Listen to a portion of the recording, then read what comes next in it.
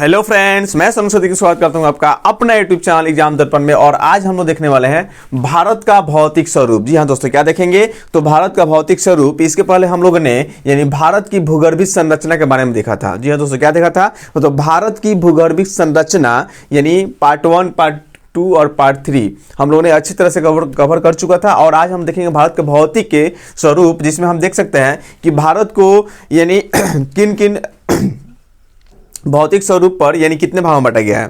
ठीक है, यानी भारत को भौतिक के आधार पर कितने भागों में बांटा गया है। यानी सबसे पहले आपको दिखाई दे रहा होगा ये उत्तर का जो पर्वतीय क्षेत्र है।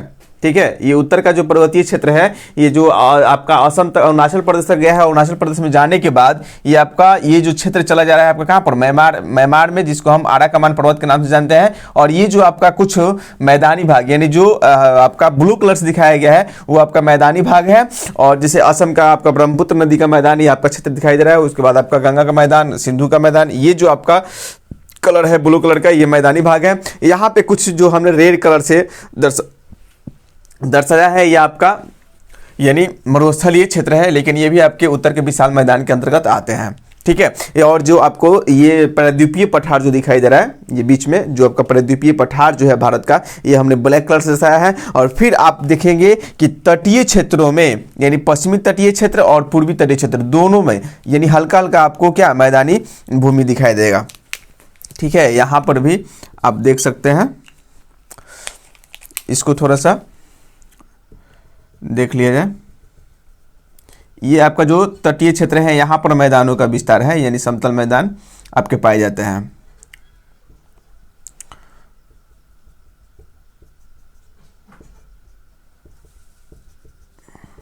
इसको आप लोग बना लीजिएगा।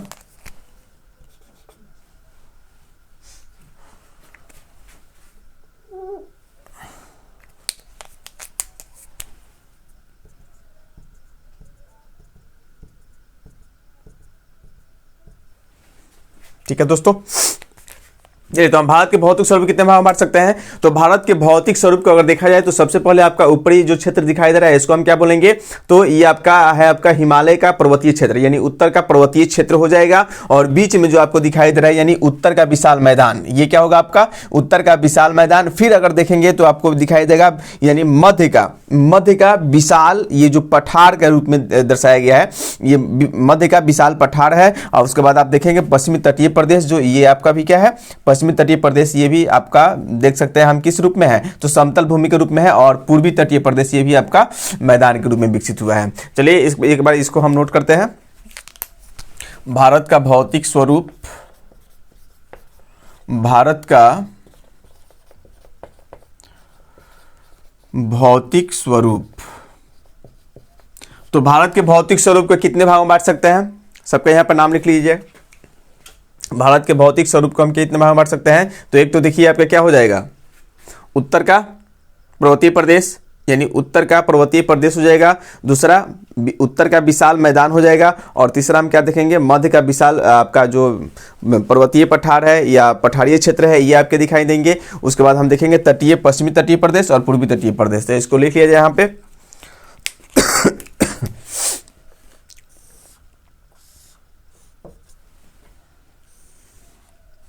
कितने भागों में बांटा जा सकता है, तो भारत के जो भौतिक स्वरूप हैं इसको अगर देखा जाए तो हम लोग बांट ले देंगे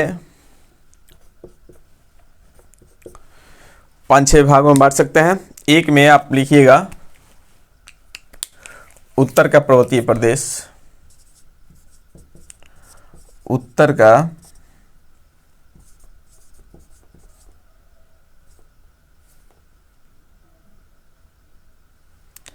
पर्वतीय प्रदेश,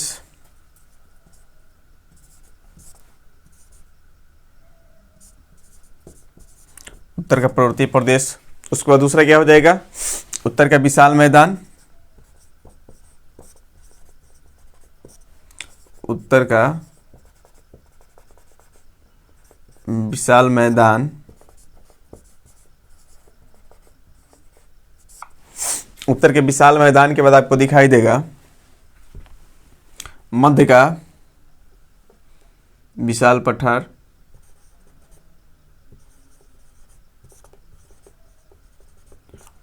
मध्य का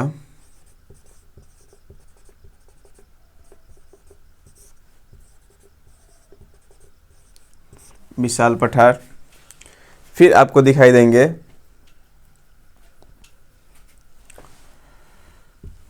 तटीय प्रदेश या तटीय मैदान।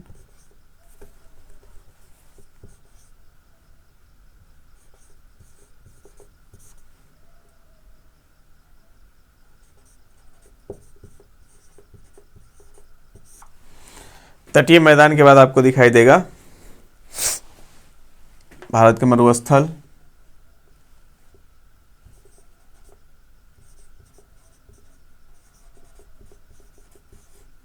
मरुस्थलीय क्षेत्र,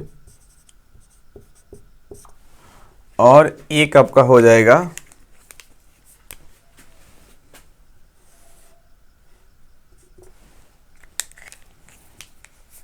द्वीपीय क्षेत्र।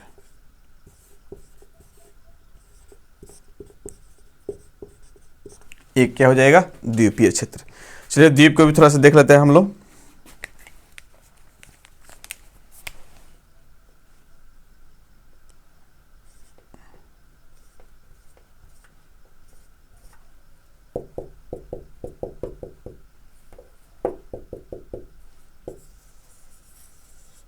ये आपके द्वीप हो जाएंगे।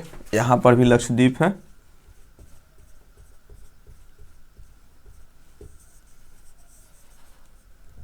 बहुत सारा द्वीप है, लगभग भारत में 247 के आसपास द्वीप हैं। ये द्वीपीय क्षेत्र। इसका क्या नाम लिख सकते हैं हम लोग? उत्तर का पर्वतीय प्रदेश,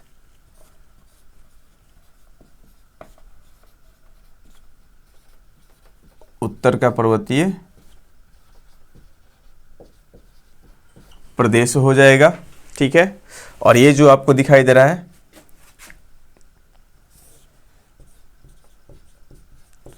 उत्तर का विशाल मैदान हो जाएगा।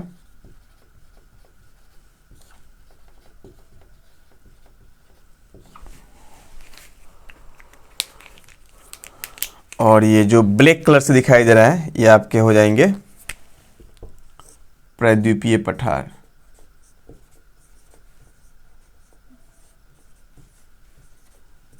प्रायद्वीपीय पठार या मध्य का पठार।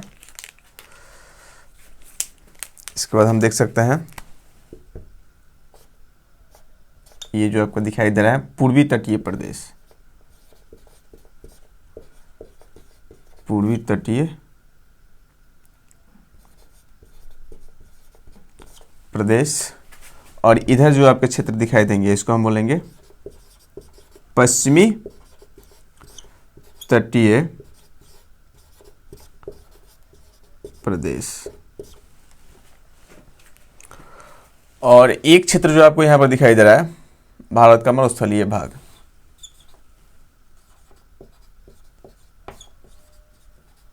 भारत का मरुस्थलीय भाग। और ये आपके जो दिखाई दे रहे हैं ये हो जाएंगे पश्चिमी द्वीपीय,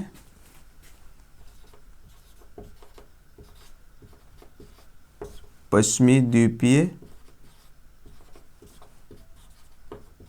क्षेत्र। और ये हो जाएगा पूर्वी द्वीपीय क्षेत्र।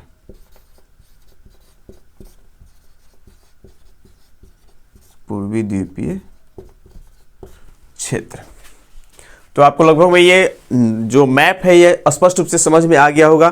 तो हम लोग ने पहले क्या देखा? एक में हम देखा कि क्या था, यानी उत्तर का यानी आपका पर्वतीय प्रदेश था। दूसरा में क्या आपको दिखाई दे रहा था? दूसरे में हम देख सकते हैं यानी उत्तर का विशाल मैदान, ठीक है, या मध्य का विशाल मैदान इसको बोल सकते हैं। और तीन में आपको क्या दिखाई दिया? तीनों में आप देख सकते हैं यहाँ पर यानी मध्य का विशाल पठार। ये जो आपके विशाल पठार जो दिखाई दे रहे हैं यानी मध्य का विशाल पठार। और चौथा में आपके हो जाएंगे तटीय मैदान। तटीय मैदान में आपका पश्चिमी तटीय मैदान और पूर्वी तटीय मैदान देख सकते हैं। उसके बाद आपका क्या था?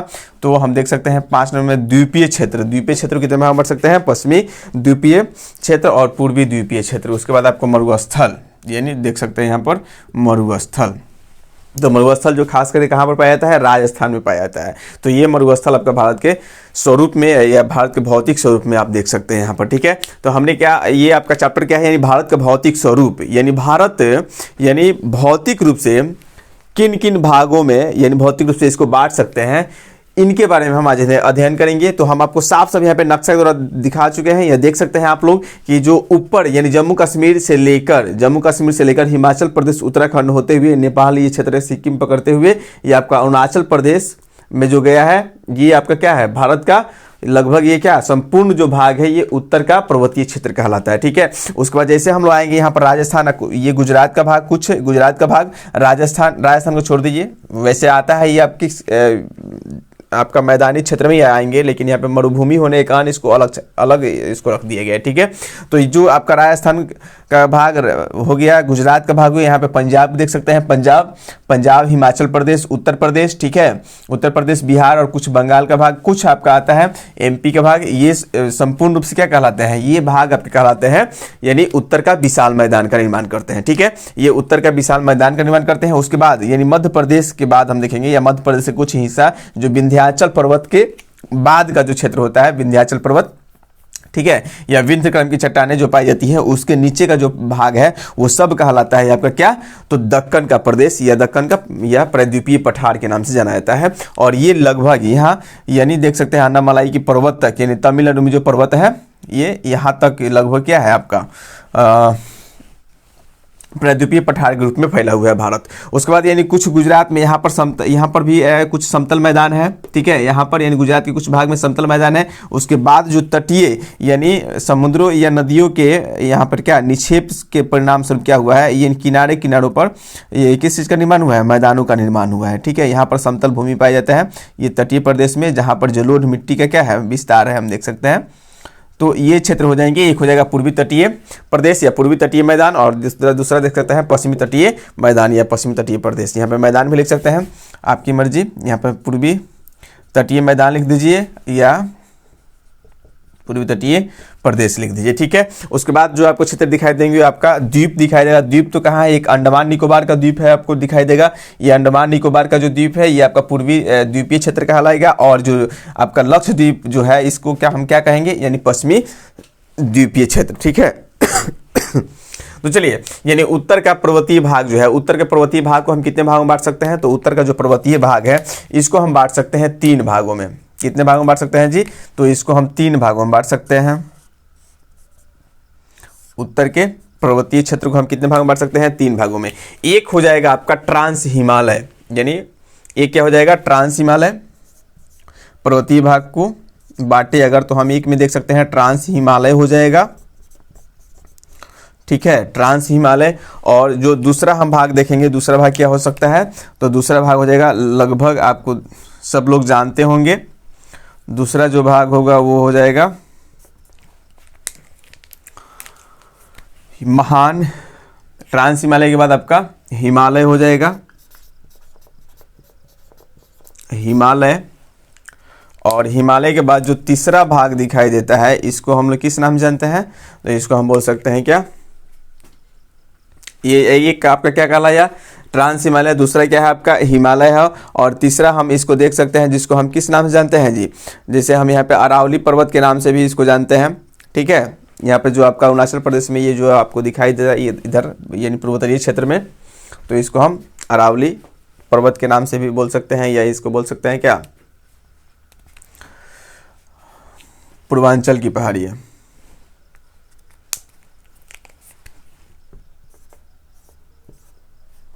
पूर्वांचल,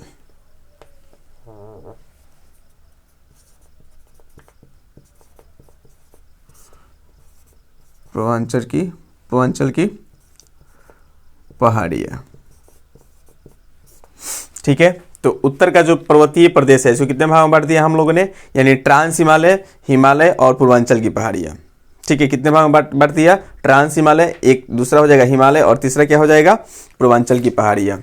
एक में हम देख सकते हैं क्या है, एक में आपका ट्रांस हिमालय है, 2 में क्या है आपका, 2 में हिमालय है, और 3 में क्या हो जाएगा, पूर्वांचल की पहाड़ियाँ। ट्रांस हिमालय को अलग अलग भाग में हम बांट के पढ़ेंगे, लेकिन यहाँ पर देखा जाए तो हिमालय को भी हम कितने बांट सकते हैं, हिमालय को भी हम लगभग तीन भागों में बांट सकते हैं। ठीक है, हिमालय कितने भागों में बांट कर पढ़ सकते हैं? तो तीन भागों में बांट सकते हैं। एक आपको, जैसे हम हिमालय देखेंगे तो हिमालय में आपका एक हो जाएगा महान हिमालय, महान हिमालय, दूसरा हो जाएगा लघु हिमालय, लघु हिमालय, और एक हो जाएगा तीसरा आपका बाह्य हिमालय। बाह्य हिमालय को शिवालिक भी बोला जाता है, याद रखिएगा, शिवालिक भी बोला जाता है। ठीक है, लघु हिमालय को मध्य हिमालय के नाम से भी जाना जाता है, मध्य हिमालय। ठीक है, और जो महान हिमालय है इसको विशाल हिमालय भी बोल सकते हैं, विशाल हिमालय, या इसको और भी नाम है, जैसे देख सकते हैं महान हिमालय, विशाल हिमालय, या बोल सकते हैं हिमाद्री।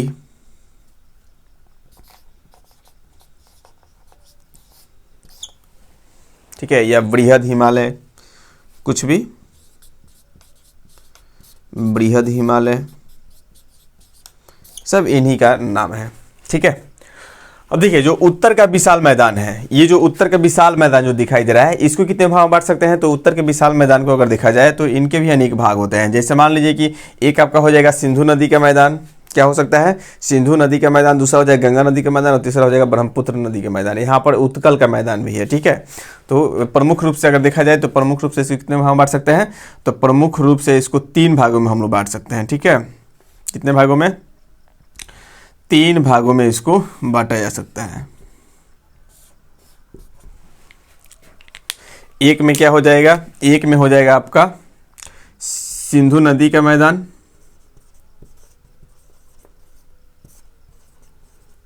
सिंधु नदी का मैदान हो जाएगा।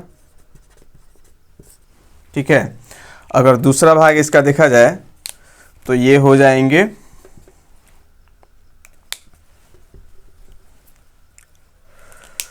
दूसरा हो जाएगा गंगा का मैदान, गंगा का मैदान, और तीसरा हो जाएगा ब्रह्मपुत्र का मैदान। तीसरा क्या हो जाएगा? ब्रह्मपुत्र का मैदान, ब्रह्मपुत्र का मैदान। ठीक है, यानी इसको कितने भागों में बांट कर देख सकते हैं? तो इसको हम कितने भागों में बांट सकते हैं जी? तीन भागों में बांट सकते हैं। कौन कौन हो जाएगा? एक हो जाएगा सिंधु नदी का मैदान, और दूसरा हो जाएगा ब्रह्मपुत्र गंगा का मैदान, और तीसरा क्या हो जाएगा? ब्रह्मपुत्र का मैदान। ठीक है, ये आपका मैदान हो गया। अगर हम मध्य का जो पठार को देखें तो मध्य का जो पठार है इसको भी दो भागों में बांट सकते हैं, यानी प्रायद्वीपीय पठार को कितने भागों में बांट सकते हैं? प्रायद्वीपीय पठार को भी दो भागों में बांट कर देखा जा सकता है। एक हो जाएंगे पर्वत और एक हो जाएंगे पठार। यानी जो मध्य का पठार जो दिखाई दे रहा है इसको कितने भागों में बांट सकते हैं? तो दो भागों में बांट सकते हैं। एक जो होगा वो क्या कहलाएगा? एक को हम बोल सकते हैं पर्वत, और दूसरा हो जाएगा आपका पठार।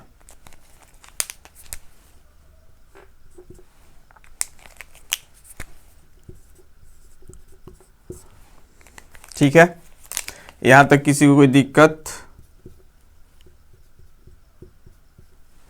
ये विशाल यानी मध्य का विशाल मैदान है, इसको कितने भाग बटाया सकता है? एक तो पर्वत के रूप में देख सकते हैं, दूसरा पठार के रूप में देख सकते हैं। ठीक है, यानी मध्य का विशाल मैदान। तटीय जो मैदान है, तटीय मैदान को कितने भागों में बांटा जा सकता है? तो तटीय मैदान को भी हम बांट सकते हैं कितने भागों में? तो लगभग तटीय मैदान को भी हम दो भागों में बांट सकते हैं। कितने भागों में बांट कर पढ़ सकते हैं? तो दो भागों में। एक आपका हो जाएगा क्या? एक तो देख सकते हैं क्या? पूर्वी तटीय क्षेत्र, एक हो जाएगा पूर्वी तटीय क्षेत्र, और दूसरा हो जाएगा पश्चिमी तटीय क्षेत्र।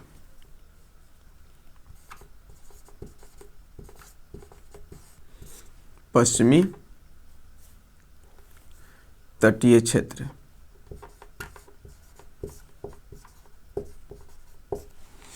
एक हो जाएगा पूर्वी तटीय क्षेत्र और दूसरा हो जाएगा आपका पश्चिमी तटीय क्षेत्र। ठीक है, ये इसको दो भाग में बांट सकते हैं। उसके बाद अगर द्वीपीय क्षेत्र को देखा जाए, ये जो आपका द्वीपीय क्षेत्र जो है, तो द्वीपीय क्षेत्र में भी कितने हो जाएंगे, एक ये आपका पूर्वी द्वीपीय और दूसरा हो जाएगा पश्चिमी द्वीपीय क्षेत्र। ठीक है, तो द्वीप को भी कितने भागों में हम बांट कर पढ़ सकते हैं, तो द्वीप को भी हम दो भागों में बांट सकते हैं। एक क्या हो जाएगा, पहला हम लोग देख सकते हैं क्या, पश्चिमी द्वीपीय क्षेत्र, पश्चिमी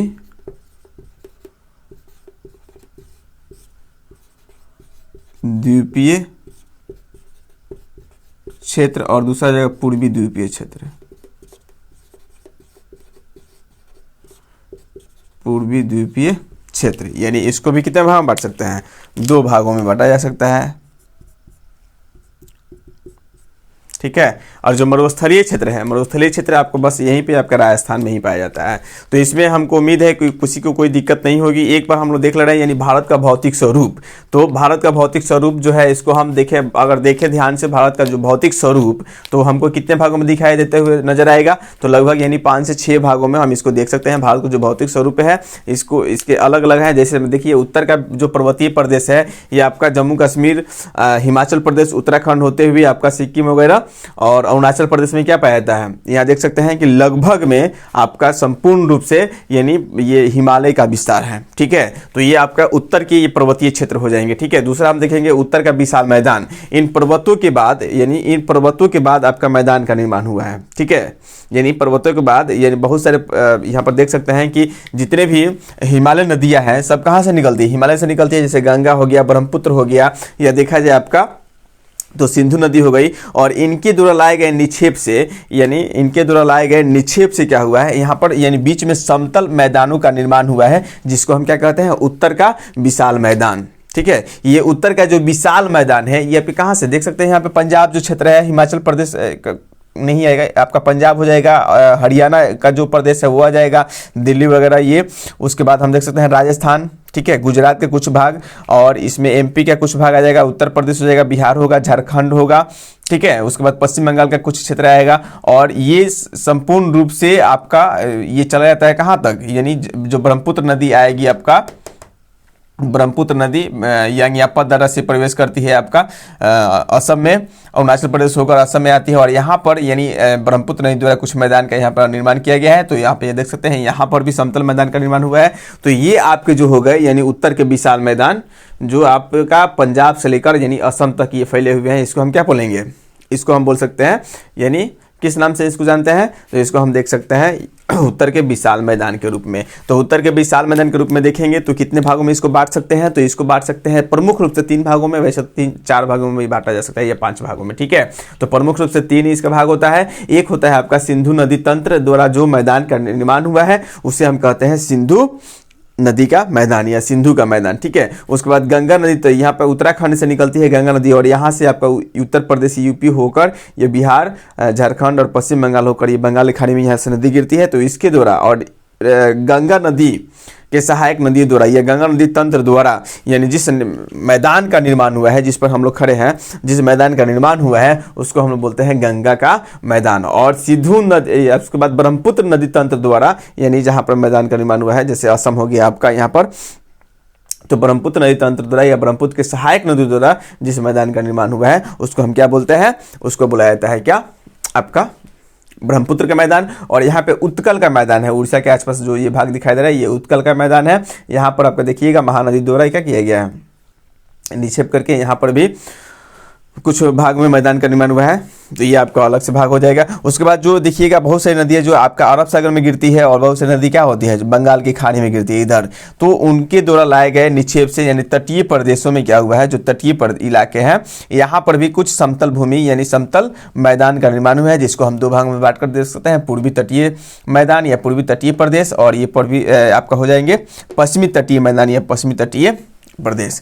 ठीक है, तो यहाँ पे इस तरह से आपका भारत का भौतिक स्वरूप दिखाई देता है। और जो बीच में है, बीच में आपका प्रायद्वीपीय पठार है, और प्रायद्वीपीय पठार जैसे मान लिया आपका एमपी से लेकर गुजरात का ये कुछ भाग हो जाएगा, महाराष्ट्र का हो जाएगा, कर्नाटक हो जाएगा, तमिलनाडु हो जाएगा, ये केरल हो जाएगा। ये जो भाग आपको दिखाई दे रहा है उड़ीसा, आंध्र प्रदेश, इन सभी क्षेत्रों में क्या हुआ है, आपके पठार यानी प्रायद्वीपीय पठार का क्या विकास हुआ है।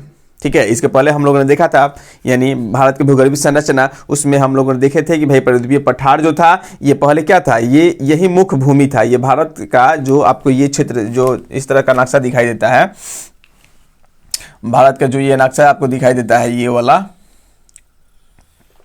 तो यही क्या था आपका ओरिजिनल में भारत था।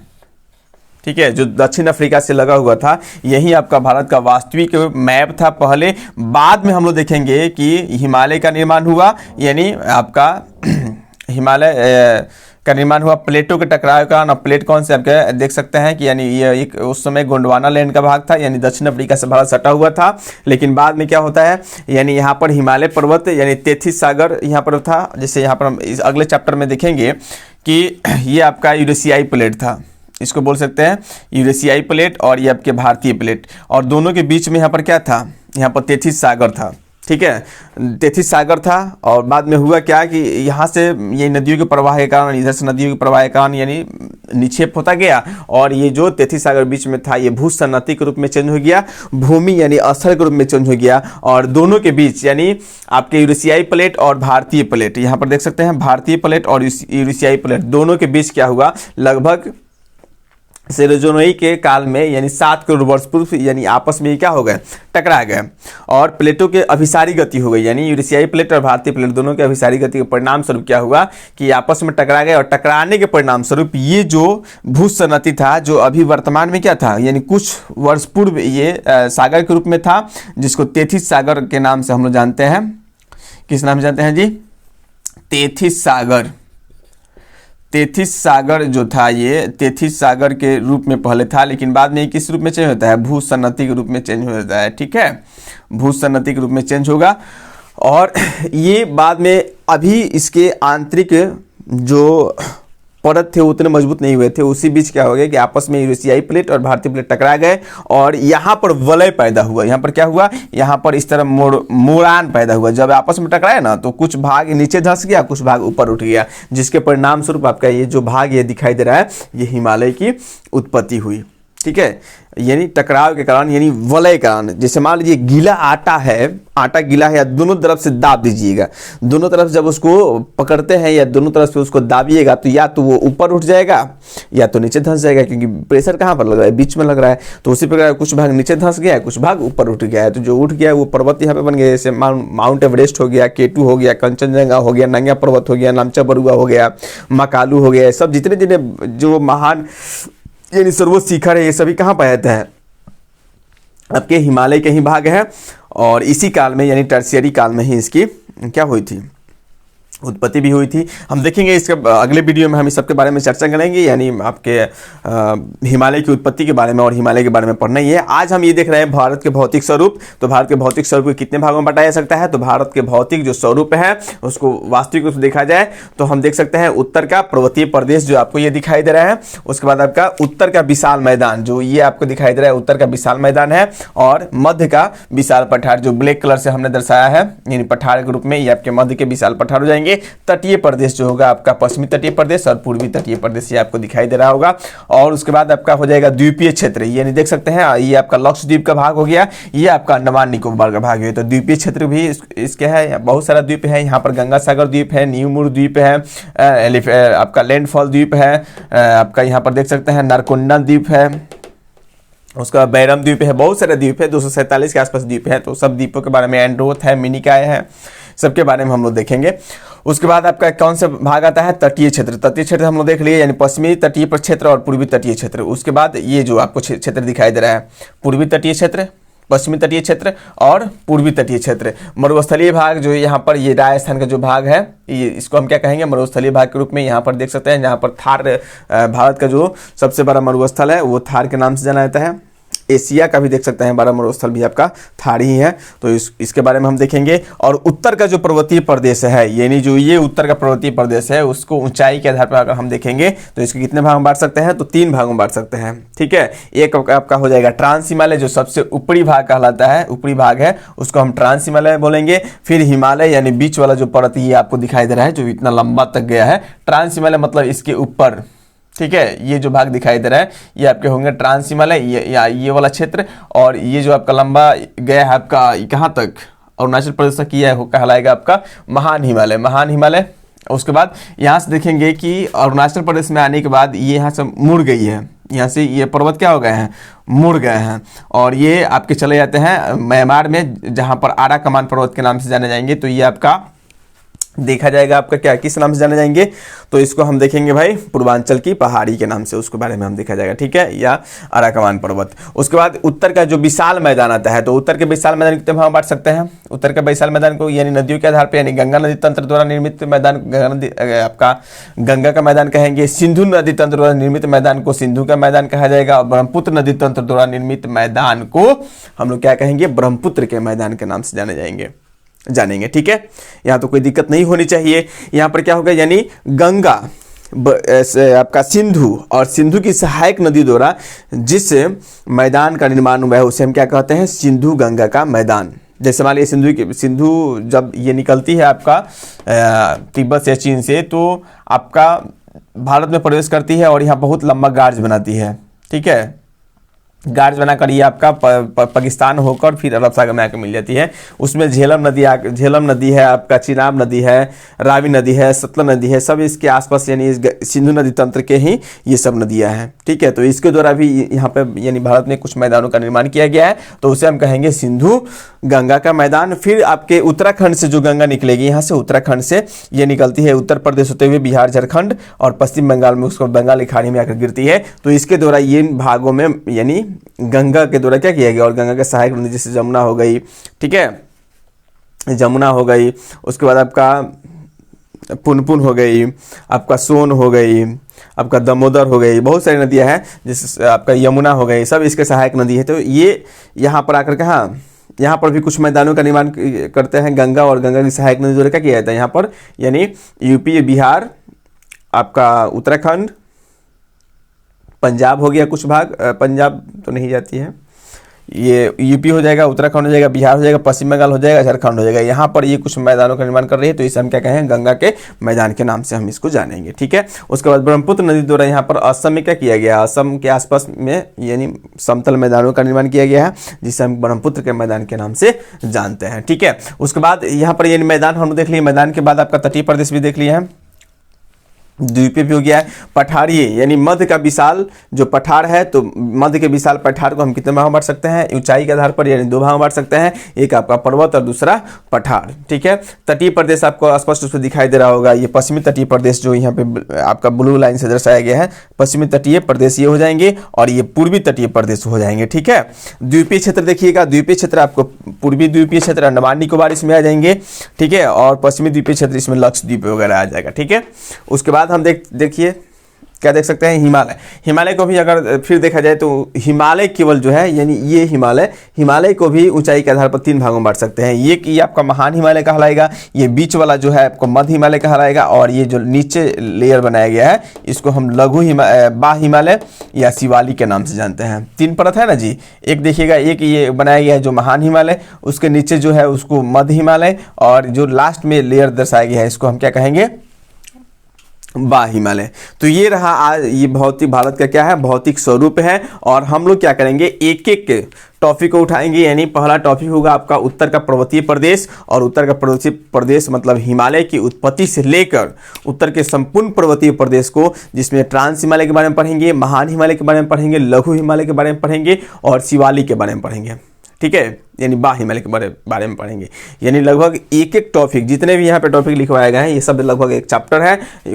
उत्तर का पर्वतीय प्रदेश, इसमें पहले हम लोग पढ़ेंगे ट्रांस हिमालय, और ट्रांस हिमालय के बाद हम लोग पढ़ेंगे हिमालय के बारे में, फिर पूर्वांचल हिमालय में हम देखेंगे महान हिमालय, लघु हिमालय और बा हिमालय। तीनों को पढ़ने के बाद हम लोग पढ़ेंगे पूर्वांचल की पहाड़ी।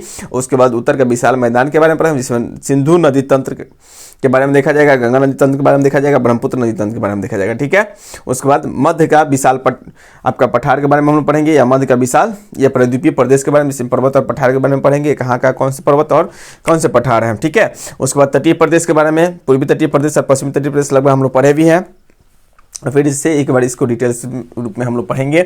उसके बाद द्वीपीय क्षेत्र जो है आपका पश्चिमी द्वीपीय क्षेत्र और पूर्वी द्वीपीय क्षेत्र, जितने भी द्वीप है सबके बारे में यहाँ पर अध्ययन किया जाएगा। और मरुस्थलीय क्षेत्र जो राजस्थान में है इसके बारे में हम लोग अध्ययन करेंगे। तो आज हम बस इतना ही रहने देते हैं, कल फिर मिलते हैं अगले वीडियो में। तब तक के लिए आप लोग इसको देखिए और नोट करते चलिए।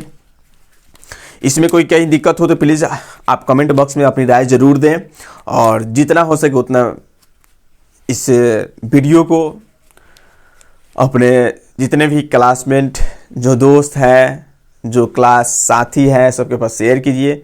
अगर आपको अच्छा लग रहा हो तो उम्मीद है आपको ये काफ़ी अच्छा लग रहा होगा, पसंद आ रहा होगा। तो अगर अच्छा लग रहा है तो कृपया करके आपसे रिक्वेस्ट है कि आप लोग यानी जितना हो सके उतना वीडियो को शेयर कीजिए, लाइक कीजिए और चैनल को सब्सक्राइब कीजिए। ठीक है दोस्तों, फिर मिलते हैं अगले वीडियो में, तब तक के लिए धन्यवाद, जय हिंद।